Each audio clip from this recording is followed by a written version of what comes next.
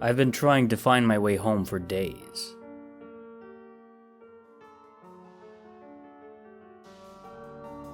I woke up disoriented and confused, in the middle of the street.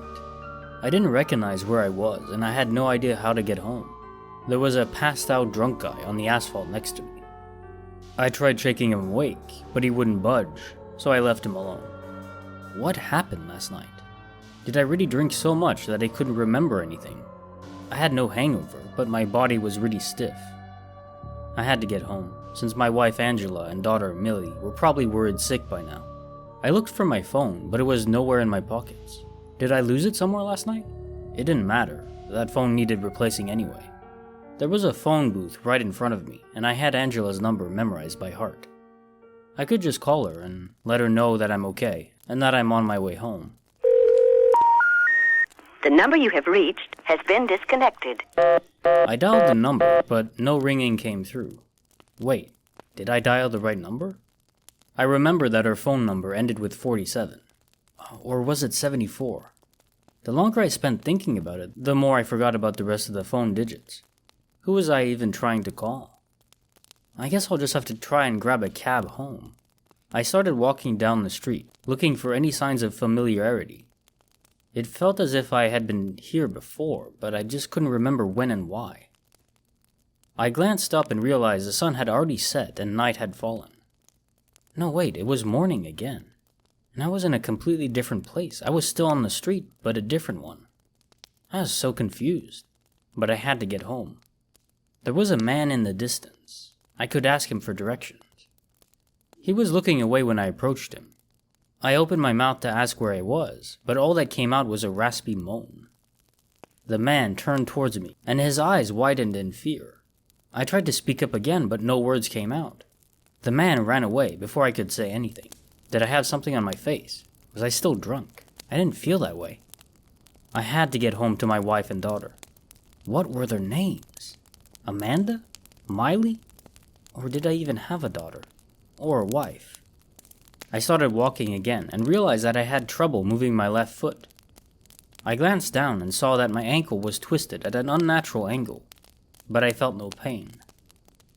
I wanted to bend down and fix it up, but I had to get home, so I continued dragging it on the floor.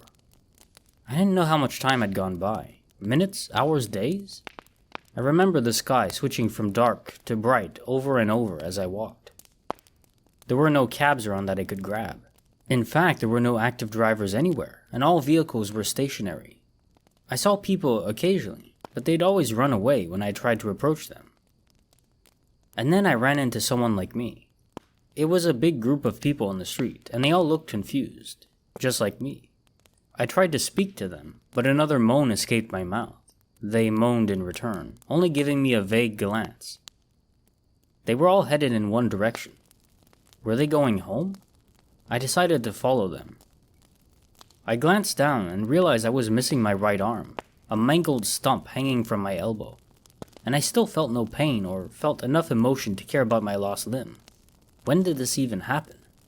I've been walking with those people for days before I saw something in the distance, which made me break away from the group.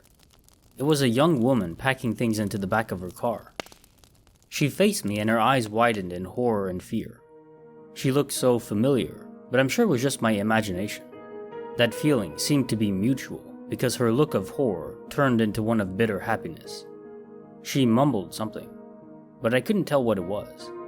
I approached her. I had to ask her for directions home, but as soon as I approached her, she tried running away. I held her tightly with my remaining hand, trying to explain to her that I only wanted to ask her for directions. But she kept screaming. It made me so angry, like I've never been before.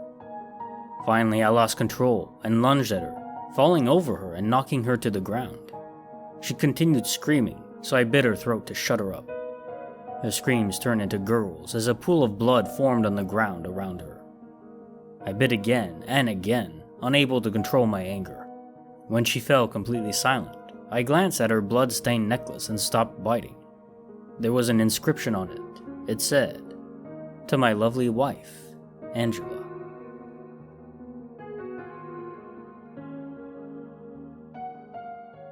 This is Kinetic Symphony.